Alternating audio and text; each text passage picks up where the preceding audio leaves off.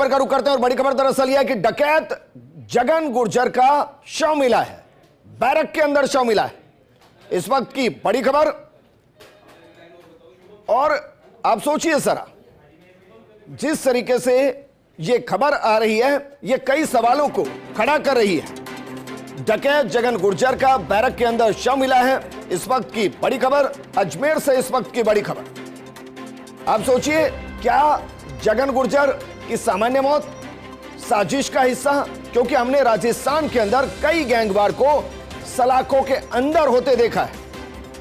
आपको ध्यान होगा बलबीर बानुड़ा केस, उसमें भी बैरक के अंदर ही हमला किया गया था। लेकिन सवाल यहां यह है कि क्या जगन गुर्जर की सामान्य मौत या फिर साजिश का हिस्सा? इस वक्त की बड़ी खबर, डकैत जगन गुर्जर का शव मिला है, अजमेर के अंदर मिला है, बैरक के अंदर मिला है।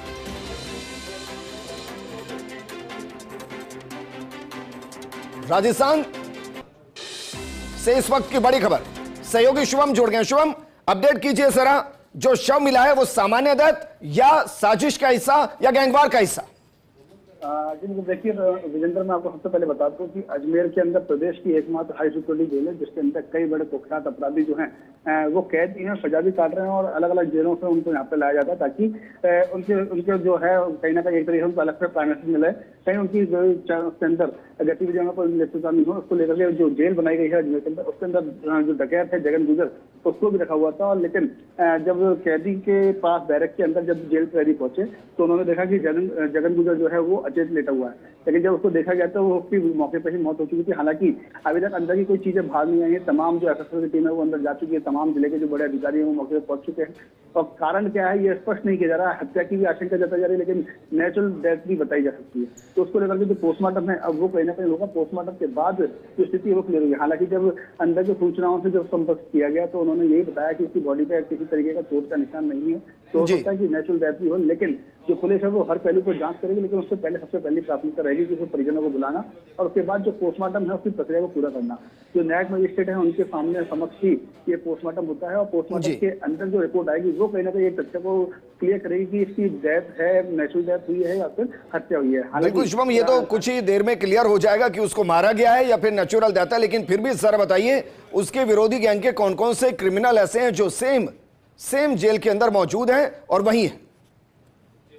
जी बिल्कुल, देखिए विजेंद्र, मैं आपको बता दूं पूरे प्रदेश भर के करीबन अलग अलग गैंगों के अलग अलग सरगना, अलग अलग जो लीडर हैं वो जेल के अंदर मौजूद है, जिसके अंदर लॉरेंस ईश्वर की गैंग के भी कई लोग जुड़े हुए हैं। पूर्व में आनंद पाल गैंग के जो कई सदस्य थे वो भी यहाँ पे थे। उसके अलावा जो राजू ठेठ और जितने भी जो हाल ही में जो हत्याएं हुई थी उसके अंदर कहीं ना कहीं हाई सिक्योरिटी जेल का नाम आ गया। तो कई बड़े अपराधी जो हैं, कुख्यात अपराधी जो हैं वो इस जेल के अंदर कैद है। हालांकि जेल के अंदर कई बार ऐसा भी होता है आपकी कोई बातचीत हो जाती है, कोई रंजिश हो जाती है तो उसके तहत भी झगड़ा हो जाता है। क्योंकि पूर्व में भी कई बार एक दो बार इस तरह की घटना सामने मिलेगी, घायल हो जाते हैं कैदी आपस में लगते हुए, कभी कभार भूख हड़ताल पर भी रहते हैं। लेकिन अभी तक जो है वो स्पष्ट जो है वो सामने नहीं आ पाया, क्योंकि बताया जा रहा है कि 12 से 3 बजे का टाइम जो होता है वो बैरक जो होती है उस टाइम पर बंद रहती है। और जब 3 बजे के बाद जब जो कर्मचारी हैं वो अंदर पहुंचे बैरक के अंदर, तब उन्होंने जो है वो उसका शव देखा। उसके बाद तुरंत अधिकारियों को सूचना दी गई, मौके पर मेडिकल टीम पहुंची, लेकिन मेडिकल टीम ने उसको मृत घोषित कर दिया। उसके बाद जो कहीं ना कहीं जो तमाम जो अधिकारी हैं वो मौके पर पहुंचे हैं। एसएसएल टीम को मौके पर बुला लिया गया है। अजमेर एसपी जो है वो खुद मौके पर पहुंच चुके हैं और जो उसके बाद जो तफ्तीश है वो कहीं ना कहीं पोस्टमार्टम की रिपोर्ट के बाद की जाएगी। लेकिन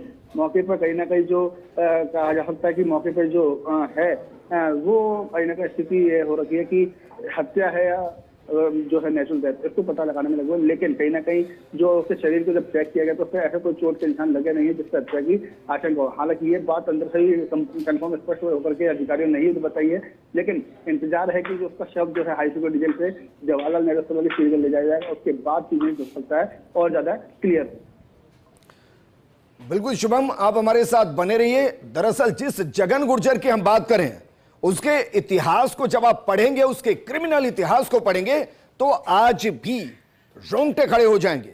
अब सोचिए जरा, जगन गुर्जर करीब 27 साल पहले 1994 में अपराध की दुनिया में आया था और उसका ऐसा खौफ हुआ करता था कि कई गांवों के अंदर शादियां तक होनी बंद हो गई थी। उसके खुद के गांव में 10 साल तक कोई शादी नहीं हुई थी।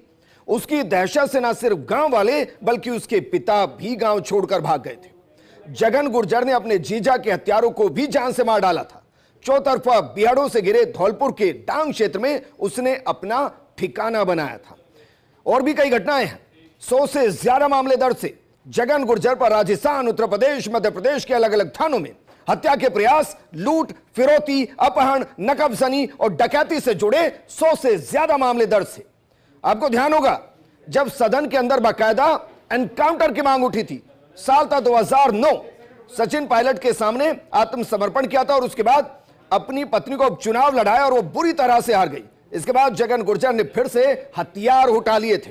2019 में महिलाओं संग बदसलूकी का आरोप लगने पर उसके एनकाउंटर की मांग तक उठी थी। जगन ऐसा इकलौता डकैत था जिसके एनकाउंटर की मांग संसद के अंदर उठी थी। यह जानकारी हम आपको इसलिए दे रहे हैं क्योंकि जगन गुर्जर जो आज दुनिया में नहीं है, जब वो दुनिया में था तो दुनिया कितनी खौफजदा हुआ करती थी, इसका अंदाजा आपको होना चाहिए। और आप जानते हैं बेटी की शादी में जुर्म की दुनिया छोड़ने की कसम तक खाई थी।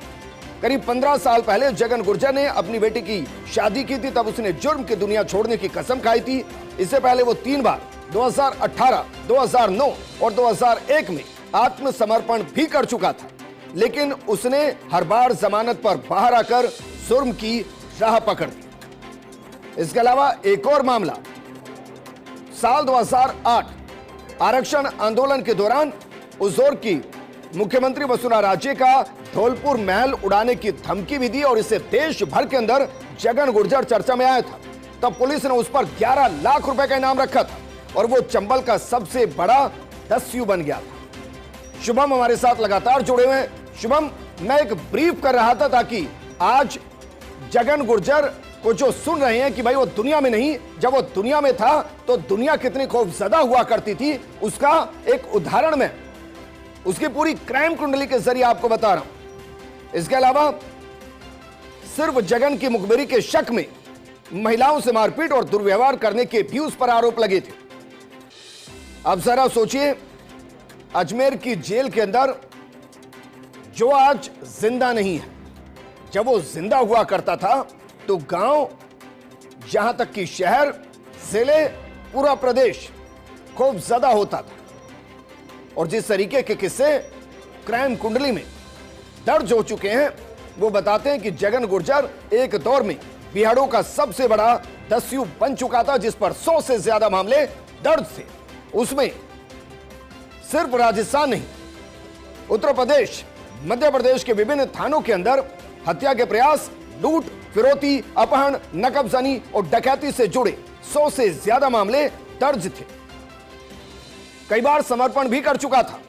19 अगस्त 2018 को बयाना में तत्कालीन आईजी मालिनी अग्रवाल के सामने समर्पण किया था, सरेंडर किया था। 30 जनवरी 2009 को कैमरी गांव में जगन्नाथ मेले में कांग्रेस नेता सचिन पायलट के सामने और इसके अलावा 2001 में तत्कालीन Dholpur SP Biju George Joseph के सामने भी समर्पण कर चुका था। अपराध की दुनिया छोड़ने की कसम भी खा चुका था अपनी बेटी की शादी में। लेकिन जो क्रिमिनल होते हैं वो क्रिमिनल ही रहते हैं।